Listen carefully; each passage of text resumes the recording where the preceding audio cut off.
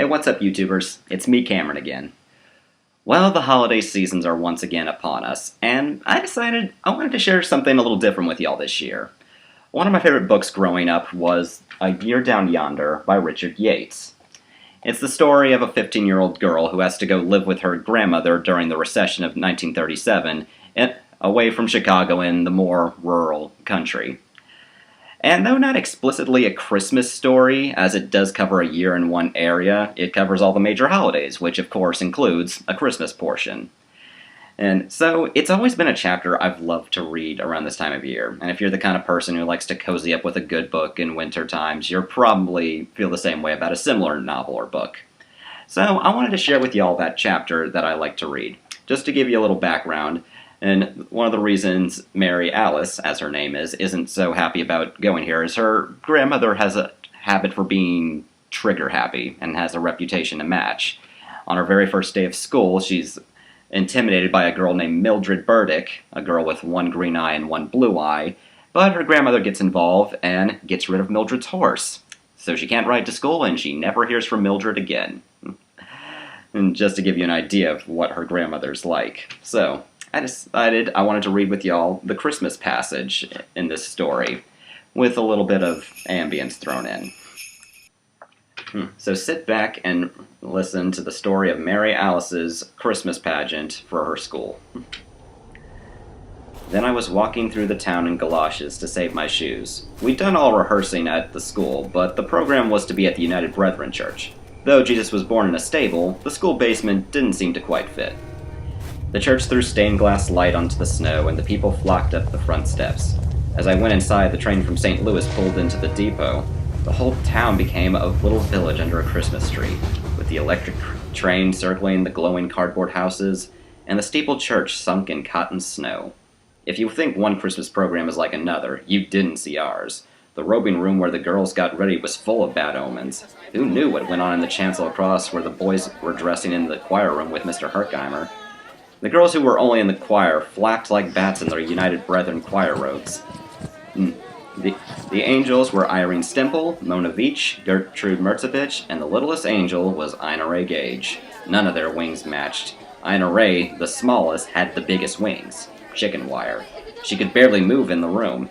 It was like a bird cage in there. Then in swept Carleen Lovejoy. Her shimmering gown, cut on the bias, was meant to outdo the other angels. Her halo hovered high over her head, supported from behind. She was made up for the New York stage. She shaved off her eyebrows and drawn on new ones. Her cheeks were pinker than nature. Her lips were a deep red Cupid's bow with fingernails to match. She was a natural blonde, and that was the only natural thing about her. Miss Butler edged into the room, and Carleen very nearly blinded her. "Carleen, wipe that stuff off your face this instant," she said, stricter than school. "You look like you're bleeding from the mouth." Carleen bridled but stood firm, seeing I was in 3 hanging sheets as the Virgin Mary. But there was opening night excitement even among us. From backstage you could hear the rustle of the paper programs and the creak of pews. The organ boomed, "Hark the herald angels sing," and there was no turning back. Miss Butler was pushing the choir girls on. We in costume were to hang back here off stage, singing through the open door to add volume, but keeping out of sight until the nativity scene. No choir boys came forth, because they were all in costume, but we could see the shepherds and kings in the door behind Mr. Herkheimer. We sang our hearts out on stage and backstage. Miss Butler liked to keep the pacing peppy, though we never did quite get the bugs out of Once in Royal David City. Then came the tricky part. We of the nativity scene had to creep low under the curtains behind the choir, but here was a table all set up with cardboard sheep. I groped for my stool beside the manger. Above me, Milton Grider fell into place as Joseph. We had shepherds behind us and kings opposite. Between, under the star, the heavenly host of so-called angels, Carleen at center. From what I could see of Milton, he was wearing his father's bathrobe and a false beard. The kings were beginning to hold up the frankincense and myrrh. As the crowd parted and broke into "O Holy Night," Mr. Herkheimer pulled the curtain and the lights went up on us. We practiced how to sit stone still for up to 5 minutes. When we froze in place, I ought to have been looking into the manger at baby Jesus, but the curtain caught me staring out at the audience, so I had to stay that way. "Long lay the world, in sin and error pining," sang the choir as I counted the house. The full pews gasped as we came into view. A living picture. And why not? Milton in a bathrobe and false beard, Carlene like Sally Rand without her fans, Ina Ray looking like she was about to take off, and me in baling wire and 3 sheets showing a Cuban heel. As I stared unblinking at the far door of the church, it opened. Grandma walked in. It had to be her. She filled the door. A tall man was with her. I watched her scoop people along a pew and sit. The pew popped like gunfire beneath her. When the choir went into What Child Is This?, the star lit up and sent a beam down on Ina Ray's doll in the manger. This was to be the high moment, and it was. The minute the beam hit the manger, baby Jesus roared out a loud wail. Milton moved. A shepherd's crook clattered to the floor. I couldn't hold my pose. I shifted my crowned head to see, in the spotlit manger, a real live baby, red as a beet and punching the air with its tiny fist. Carlene was upstaged and went completely out of character. A wave of wonderment swept the pews. Some people may have thought a living baby had been cast in the part, and if so, whose? But then Ina Ray, flapping her wings, shrieked out, "Where's my doll?" Miss Butler fell back and the choir broke ranks, never to reach We Three Kings of Orient are. Reverend Lutz, Principal Fluke, and Mr. Herkheimer all advanced on the stage like wise men in street clothes. But a newborn in a damp rag for a swaddling clothes stunned them. Now people stood on pews trying to see.